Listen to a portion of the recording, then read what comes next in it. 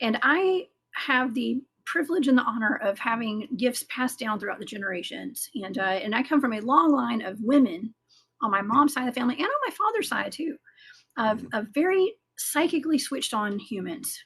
Nobody ever talked about it or called it that, but they were very psychic and could see things and see people who had passed on and things like that. But highly religious as well on both sides, by the way. Mhm. Mhm. And so, I even my great grandmother on my mom's side, she and my great aunt had a possible alien abduction back in the 1980s, where they were driving down the road at night, and they were both very psychic, by the way. And Mhm. but they were driving down the road, and a light came down over their car and enveloped the whole car.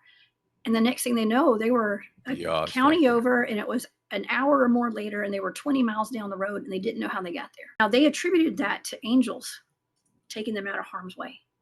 They said that till the very last day. But anytime you could get them to talk about it, they said it was angels.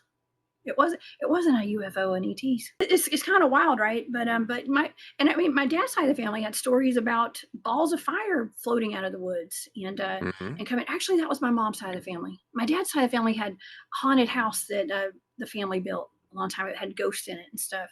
And my dad saw ghosts. He saw my great great grandmother in his bedroom one night and thought it was me.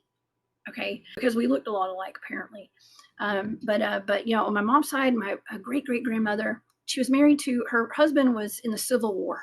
Okay, and as she was dying, this ball of fire came out of the woods. The whole family watched it as it circled the house, and it came through a window, and it went through every room of the house, and it kind of floated by her bed. It was just a ball of fire, they said. And shortly after she died. So I come from a family that has a lot of supernatural occurrences and stuff like that.